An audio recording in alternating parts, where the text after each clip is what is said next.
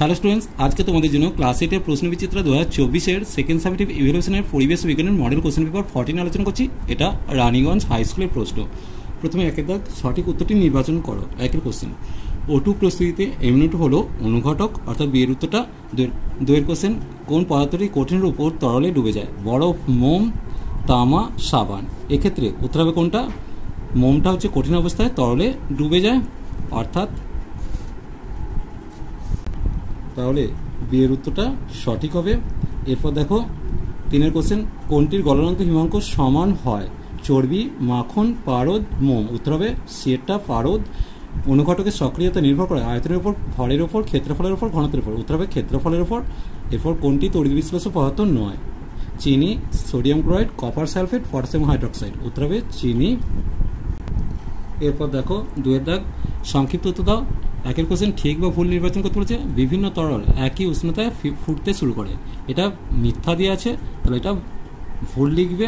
এরপর দেখো 0 degree C উষ্ণতায় 1 গ্রাম বরফকে 80 calorie তাপ দিলে অন্তিম উষ্ণতা কত হবে? দেখো অন্তিম উষ্ণতা 0 ডিগ্রি সি হবে, কারণ সেক্ষেত্রে 1 গ্রাম বরফকে 1 গ্রাম জলে পরিণত হবে, 80 ক্যালোরি লিন তাপ গ্রহণ করে।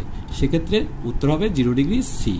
এরপর Fe প্লাস CO2 প্লাস থেকে Fe2 প্লাস প্লাস CO। প্রদত্ত বিক্রিয়ায় কোনটি জারক কোনটি বিজারক?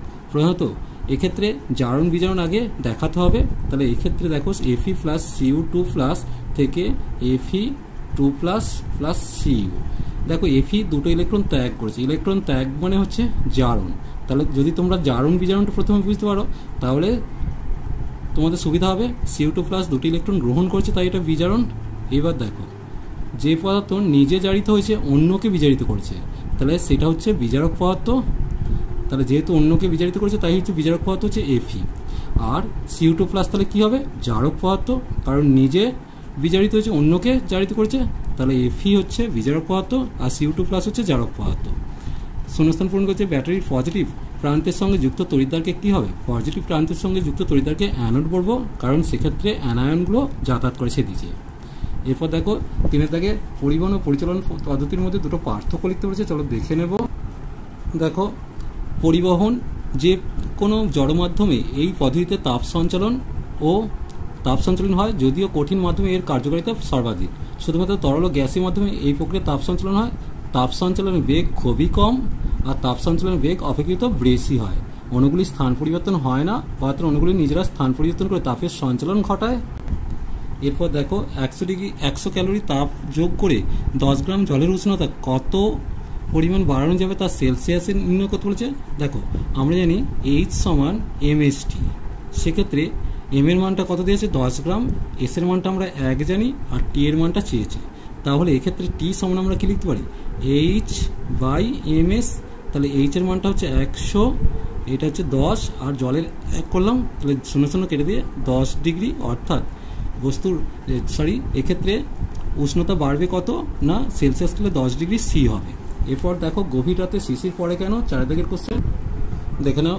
সারাদিন সূর্যের তাপে ভূপৃষ্ঠ গরম হয় এবং সংলগ্ন বায়ুও গরম হয়।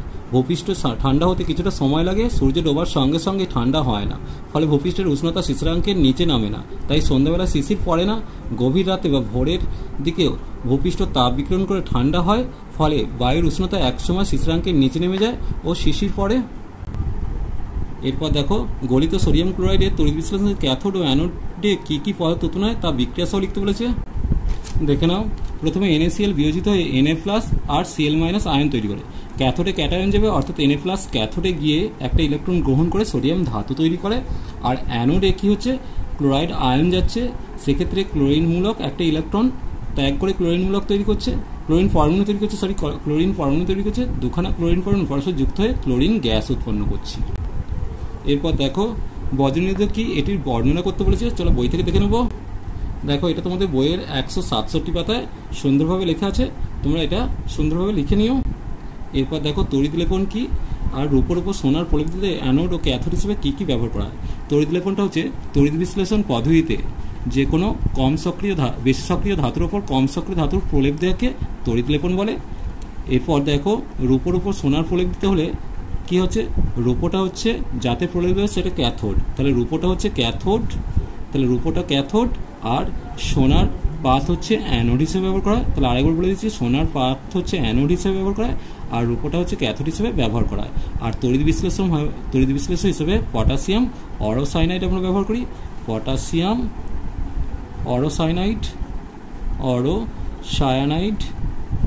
সংকেতটা লেখার দরকার নেই। আরেকবার বলে দিচ্ছি, এটা দেখো রূপোটা হচ্ছে ক্যাথোড, তাহলে এখানে রূপো করে দিলাম, আর সোনাটা হচ্ছে অ্যানোড। এরপর দেখো লাইফ সায়েন্স পার্টটা দেখে নেবো। প্রথমে যে কোশ্চেনটা দিয়েছে সঠিক উত্তর নির্বাচন করতে বলেছে। গম একটি তন্তু জাতীয়, তন্ডুল জাতীয়, ডাল জাতীয়, কন্দ জাতীয়। উত্তর হবে গম একটা তন্ডুল জাতীয় ফসল, রক্তে কোলেস্টেরল মাত্রা কমাতে সাহায্য করে। পলিফেনল ডট চিকিৎসায় যে রোগের চিকিৎসা করতে ব্যবহার হয় সেটা হচ্ছে যক্ষা। এবার বিসদৃশ কোনটা দেখতে বলেছে, গোলাপখাস, ল্যাংড়া, রত্না, ফজলি। এদের মধ্যে রত্নাটা হচ্ছে বিসদৃশ। ভিটামিন এ সমৃদ্ধ একটি ধানের নাম লিখতে বলেছে, গোল্ডেন রাইস। এই জায়গাটা আমি লিখে দিচ্ছি, তোমরা লিখে নাও, গোল্ডেন রাইস।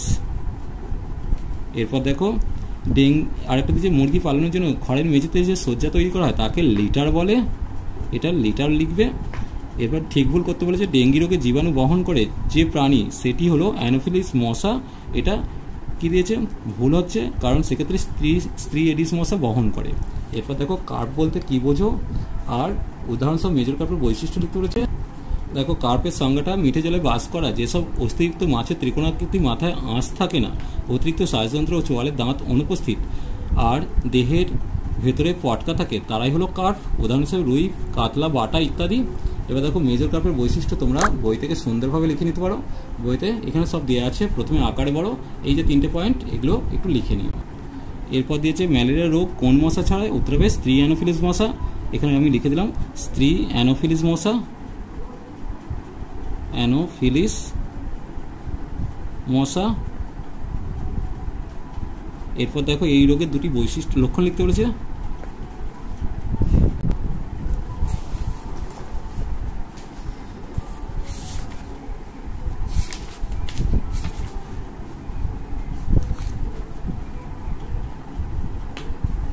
এরপর দেখো তোমাদের কি আসছে, মডেল 15 খুব তাড়াতাড়ি নিয়ে আসবো। চলো আজ এই পর্যন্তই। ভিডিওটা যদি ভালো লাগে অবশ্যই লাইক, শেয়ার ও কমেন্ট করো, পারলে চ্যানেলটিকে সাবস্ক্রাইব করে নিও। যদি কোনো কোথাও অসুবিধা হয় তোমরা অবশ্যই কমেন্ট সেকশনে জানিও, আমি সেটা ঠিক করার চেষ্টা করব। আমার ভুলগুলো তোমরা অবশ্যই দেখিয়ে দিও। চলো আজ এই পর্যন্তই, নেক্সট ভিডিও নিয়ে খুব তাড়াতাড়ি হাজির হবো।